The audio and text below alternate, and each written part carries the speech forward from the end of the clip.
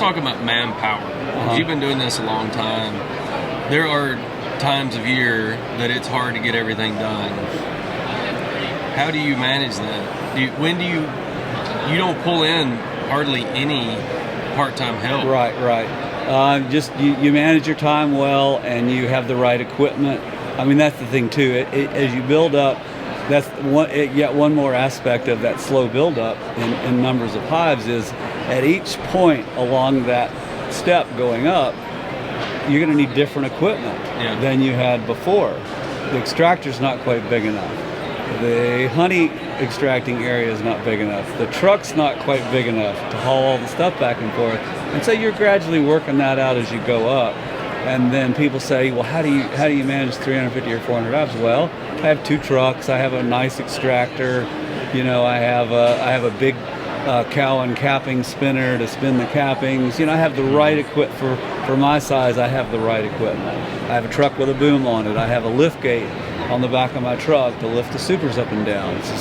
And every step of the way, I would get to a point where I thought, I don't quite have the right equipment for the level I'm trying to get, so I need to improve it. But then I never borrowed money along the way to do that. Each step of the way, I had 40 hives. I sold all the honey. I took the money from it, sunk it back into the business, bought more bee equipment, never borrowed money. And then, of course, I had this other business that I was doing too. So that helped it. You reinvested into the business until it was big enough that you could take off. And then I had a huge sourwood flow one year, and I said, wow, I want to buy a really nice big 4-wheel drive truck. I kind of had a couple of used trucks, you know, that were beater trucks. And then one year we had this phenomenal sourwood flow, and I went out and bought a brand new 4-wheel drive, you know, GMC 5500 truck, and that's the truck I still have. And I said, and it was brand new 4-wheel drive. I said, this is the last bee truck I'll ever buy, and this worked out fine. But yeah, it was just that building up, and I can get the work done because. But even so, even with all the right equipment, yes, there are certain times of the year where the workload is intensive, and it tends to be April. Even though I don't pollinate apples now, there's all that hive management in April where you're replacing your losses, you're trying to prevent swarming, you're equalizing all the hives to get them to equal, and that's just what, you know, there's April is intensive, June is intensive for us because we have to get the early honey flow off the hives and get a whole lot of it. May's kind of a cruise. May is just mostly just checking for supers. You know, you go out every 7 days, check to see if they need another super or two. That's fun. So it's like intense in April, a little bit easier in May, intense in June. Once they get into the flow, they settle down a lot. You just pop the lids and you see that white wax and the honey filling out. You're like, oh, this is fun. Exactly. And July, that kicks in again. It's like July's the sourwood flow, so it's like, okay, July's not so bad. August, it's back to June again. August, you got to take, not only do you got to take all the honey off, you have to do the treatments. Or any requeening you're doing or whatever. So you sort of go through this little roller coaster through the year, and it worked out well. And it's intensive. You've done it enough to know it's intensive. And if you don't like to work hard, you're in the wrong business. You know, it takes people that really like to stay busy. You're a self-starter. You don't need somebody to tell you what to do. You get the work done, and it's similar to construction actually in a lot of ways, because in construction what you're doing, it's just this boom, boom, boom, minute to minute decision making, and having to solve problems and be creative, because you know no one's there holding your hand telling you how to do it. So you have to quickly make decisions and be creative, and beekeeping is just like that. So, and it may not suit everybody. So, did your wife keep an off-farm job? Yes, she kept an off-farm job. Okay, so this was your full-time career? It was my full-time job, and then you guys raised two kids, which are now who are both in their early 20s, and then we always had the agreement that we paid 50%, 50-50 on all our household expenses. We split it 50-50 to this day. We still do it that way, which was a great arrangement for us, and it worked out fine. And then, of course, as with many farmers, you know, the medical insurance and stuff was more available through her job, So that was so we did that. But yeah, it was a great arrangement. So you're sitting at a place at 65 that I hope I'm in at 65. You're in good shape, physically and mentally. Yes, and you have. I think physically you are too. I mean, you do have to be in pretty good shape to do. Beekeeping keeps you in pretty good shape. Yes, so. yes. That's one of the things. It certainly helps because you're outside. It's hot. You're sweating all day. So yeah, you have to watch. Take care of yourself. Yeah. There's no doubt if you're going to do it at that level. So, what advice would you give to me or Troy Hall or Corey Stevens? You've been there and done that. You've been through the ups and the downs. Yeah, stay involved and stay educated. Learn what's coming down the line. All the treatments. It's changing. Obviously, we need to shift in the direction of better genetics in our bees. That's just so clear as I was saying yesterday. We're at this point where we're having to treat our beehives 3 times a year, which is not where we were. It's gotten worse. That's actually it started at 1 time, now it's 2, now 3, and so we need to move towards the genetics. And finding good markets for your honey is obviously critical. Though the prices of honey have, what they are now. Well, the bulk price to commercial producers is bad right now. But the higher retail prices. If you own your brand, yes, and you can wholesale and retail, then the price is good. Yes, it's really good. Yep. And you'll have to find that balance for yourself. I've sold honey at craft fairs type thing, and then I backed off and decided not to do that anymore. So you have to find your place in what you're willing to do. How much labor you want to put into selling your product versus having stores sell it. And I had to find that balance. So you're doing, 40,000 pounds a year or something like that? Yeah, roughly produce 30 or 40,000, and then I buy another 30 or 40,000 of the bulk honey. I only buy U.S. honey. And so when I label it, I clearly label it as something different than mine. I'm not trying to deceive people or anything. Clearly label it as different. I deal a lot too with. We have a lot of breweries. We have a lot of. We have a lot of food, different kinds of food things. Chocolates and all these different things now where people are using honey as an ingredient. So I sell a lot of honey in 1 gallon or 5 gallon containers to those people. And a lot of that is honey that I have bought from somewhere else. But again, it's good U.S. honey. They ask me, okay, where does this honey come from? It's not yours. And I say, well, I know the beekeepers. They're friends of mine, several of them. Buy from them. It's great honey. I can sell you my honey part of the year and then sell you theirs the part of the year I don't have my honey.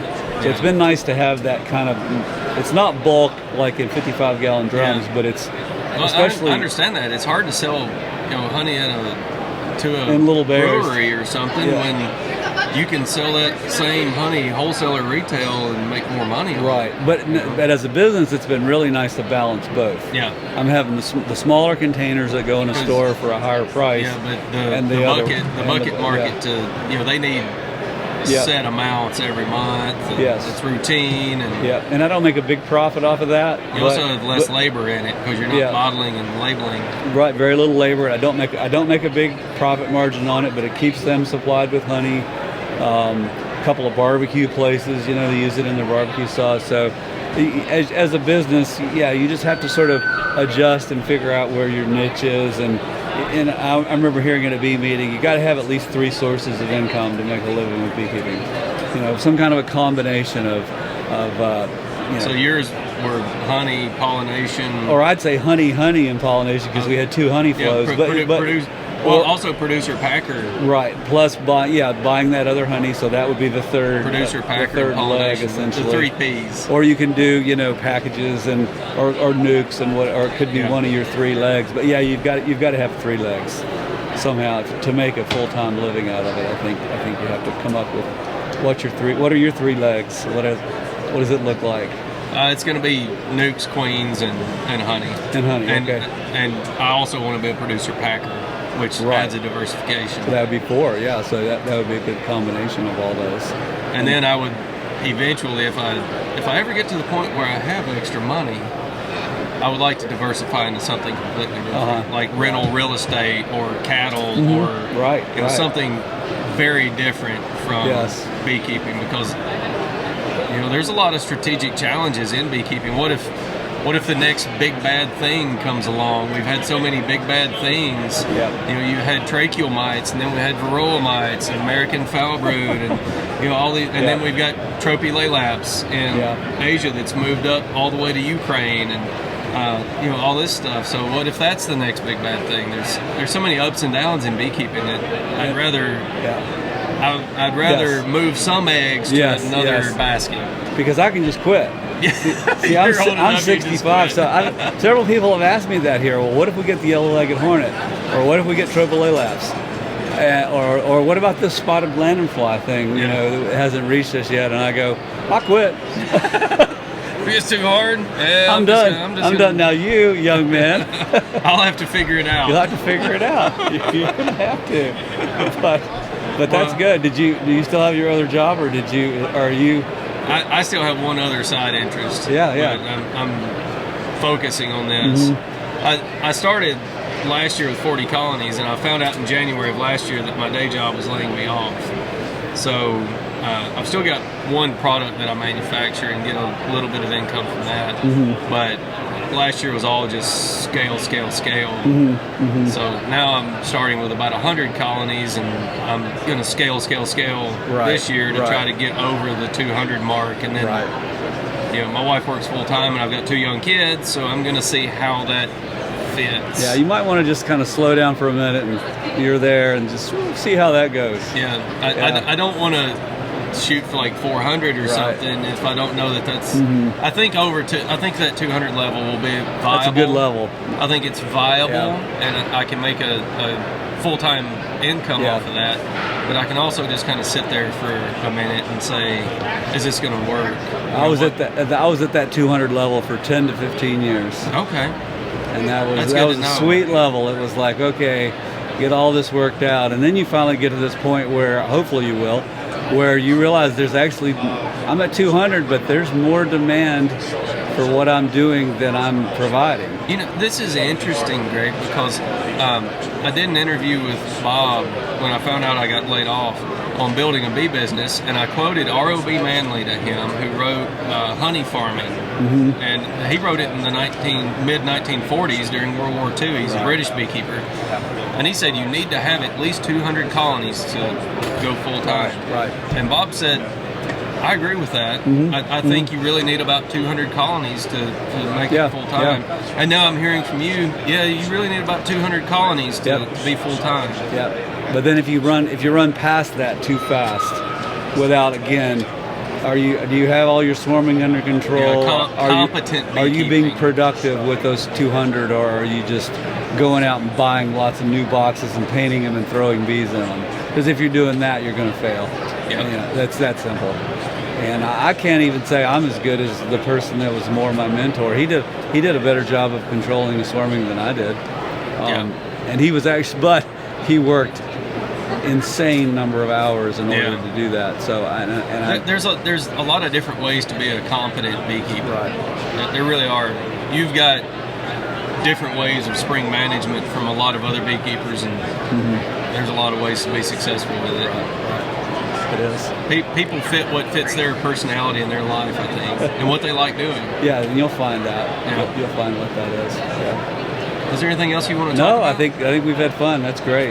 Yeah, I appreciate you sitting down and talking to me. Absolutely, we've gotten to know each other better. I really appreciate your perspective and your experience, and I know that you have a desire to encourage others and to pass this on and see this career continue. It seems like we've got a lot of gray hairs in beekeeping, but I've met several young guys. I've met some younger guys just in the last 4 or 5 months. I've met several younger guys that are kind of at that same 150, 200. Again, they're right at that level, and I'm going, great. You know, there are actually, because it seems like for a while I hadn't seen that in beekeeping, and for whatever reason I'm seeing a little more of it all of a sudden. That's great. And maybe it is these meetings or the exchange of information or whatever.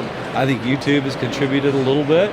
You have to with YouTube, you have to look for the good stuff. You have to use judgment. You have to use judgment and look for the good stuff. And I remember asking Bob one day, well, why are you doing this, Bob? Why are you spending all this time doing YouTube? And he said, it's time to give it away.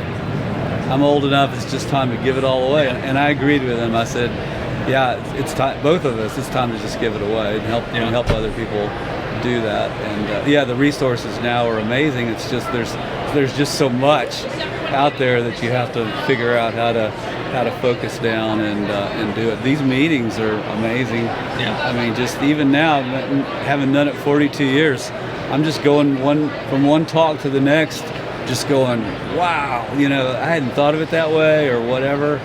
That's one thing that impresses me with you. You're 65, you're in the tail end of your beekeeping career, you've been doing it a long time, and you're excited to learn new things. Oh, yeah. You're like, Absolutely. man, I think I can do this. Yeah.